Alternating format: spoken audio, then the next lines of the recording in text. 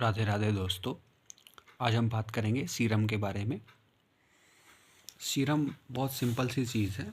जैसे हमने एक ब्लड सैंपल लिया,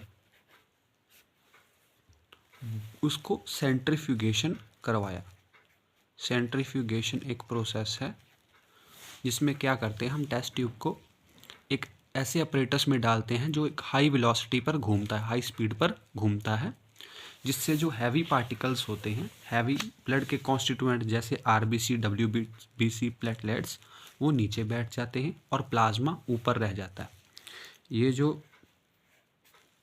पेल कलर का ऊपर येलो कलर का बनाया है हमने, वो है प्लाज्मा, और ये बिल्कुल नीचे हैं आरबीसी और ये हैं हमारे डब्ल्यूबीसी और प्लेटलेट्स। अब हमने क्या किया, जो हमारे फॉर्म्ड एलिमेंट्स हैं, फॉर्म्ड एलिमेंट क्या हैं, जो हमारे आरबीसी, डब्ल्यूबीसी और प्लेटलेट, इन तीनों को ही हम फॉर्म्ड एलिमेंट बोलते हैं। इनकी जो है परसेंटेज हमारे ब्लड में वो 45% होती है। मतलब अगर 100 ग्राम हमारा खून है तो उसमें 45 ग्राम आरबीसी, डब्ल्यूबीसी, प्लेटलेट होंगे, और जो 55 ग्राम जो हमारा प्लाज्मा होगा, मतलब 55% क्या है, प्लाज्मा होता है।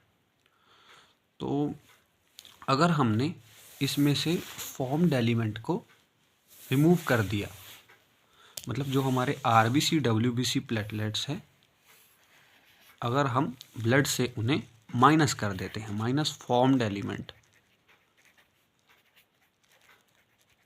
तो क्या बचता है हमारे पास, प्लाज्मा। प्लाज्मा येलो कलर का लिक्विड पार्ट होता है हमारे ब्लड का। और प्लाज्मा की अगर हम कंसंट्रेशन की या फिर इसमें कॉन्स्टिट्यूएंट की बात करें तो 90% के तकरीबन वाटर होता है प्लाज्मा में। 6 to 8% प्लाज्मा प्रोटीन्स होते हैं। प्लाज्मा प्रोटीन्स मेजरली 3 टाइप के प्लाज्मा प्रोटीन्स होते हैं इसमें, एल्ब्यूमिन, ग्लोब्यूलिन और फाइब्रिनोजेन। इनके फंक्शन की भी हम बात करेंगे, इन 3 प्रोटीन। अगर एल्ब्यूमिन के फंक्शन की हम बात करें तो जैसे ब्लड सर्कुलेशन में हमारा ब्लड आगे आगे मूव करता है, तो टिश्यूज़ को न्यूट्रिएंट और ऑक्सीजन की ज़रूरत होती है। इसीलिए जो हमारी कैपिलरीज होती हैं वो परमिएबल होती हैं, मतलब उनसे चीज़ें आर पार हो सकती हैं। तो यहाँ से क्या, ऑक्सीजन, न्यूट्रिएंट्स आएंगे जो हमारे टिश्यूज़ के अंदर जाएंगे, और जो कार्बन डाइऑक्साइड और वेस्ट बना है वो इसके अंदर चला जाएगा हमारी ब्लड में दोबारा। तो क्या है, यहाँ पर बहुत सारा फ्लूइड बाहर आ जाता है जिसको हम इंटरस्टिशियल फ्लूइड कहते हैं। Interstitial fluid.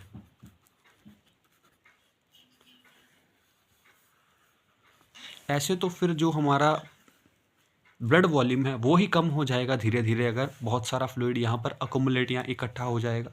नहीं, ऐसा नहीं होता। जो ये इंटरस्टिशियल फ्लूइड है वो दोबारा फिर हमारे ब्लड स्ट्रीम में ही चला जाता है। उस प्रोसेस को करवाने का काम एल्ब्यूमिन करता है। एल्ब्यूमिन क्या करता है, रिस्टोरेशन ऑफ ब्लड वॉल्यूम। अब बात करते हैं हम ग्लोब्यूलिन। ग्लोब्यूलिन प्रोटीन जो होते हैं अल्फ़ा, बीटा और गामा होते हैं। ये अलग अलग स्ट्रक्चर के फॉर्मेशन में रिस्पॉन्सिबल हैं। अगर बात करें हम गामा ग्लोब्यूलिन्स की, उनको ही हम एंटीबॉडीज़ कहते हैं। एंटीबॉडीज़ जो हमारी इम्यूनिटी में रिस्पॉन्सिबल हैं, जो हमारी बीमारियों से लड़ने की शक्ति पैदा करती हैं, गामा ग्लोब्यूलिन्स को ही एंटीबॉडीज़ कहते हैं। और तीसरा जो बात है प्लाज्मा प्रोटीन की, वो है फिब्रिनोजेन। दोस्तों ये फाइब्रिन्स बनाने के काम आता है, फाइब्रिन थ्रेड्स, जिससे ब्लड क्लॉटिंग होती है। ब्लड क्लॉटिंग मतलब खून का धक्का बनता है। मतलब किसी अगर ब्लड वेसल कोई भी डैमेज हो जाती है हमारे अंदर, तो उससे फ्लूइड लीक ना हो जाए, ब्लड लीक ना हो जाए, इसीलिए यहाँ पर जो है क्लॉट बन जाता है। वो क्लॉट बनाने का काम क्या करता है? फिब्रिनोजन। तो अब हम अपनी डिस्कशन को आगे बढ़ाते हैं सीरम की। तो हमने यहाँ तक बात कर ली थी कि अगर हमने फॉर्म्ड एलिमेंट रिमूव कर दिए तो हमारा प्लाज्मा बचेगा सिर्फ ब्लड में। अगर प्लाज्मा को हम थोड़ा देर स्टे कराएं, मतलब थोड़ा चिर वैसे ही रख लें, तो क्या हो जाएगा? प्लाज्मा क्लॉट हो जाएगा, क्योंकि उसमें फिब्रिनोजन प्रेजेंट है, हमने अभी बात की। तो प्लाज्मा क्या हो जाएगा? क्लॉट। तो अगर हम इसमें से माइनस फिब्रिनोजन कर दें, या फिर सिंपल भाषा में हम कहें माइनस क्लॉटिंग फैक्टर, अगर हम हमारे प्लाज्मा में क्लॉटिंग फैक्टर रिमूव कर दें, तो जो चीज़ बचेगी उसको कहते हैं सीरम। सीरम हमारी डायग्नोसिस के पर्पस में भी बहुत यूज़ होता है। जैसे अलग अलग लैब में टेस्ट होते हैं, जैसे किसी का इन्फेक्शन चेक करना है, एंटीबॉडीज़ का लेवल चेक करना है, तो उसमें जो है सीरम बहुत हेल्पफुल होता है। Thank you.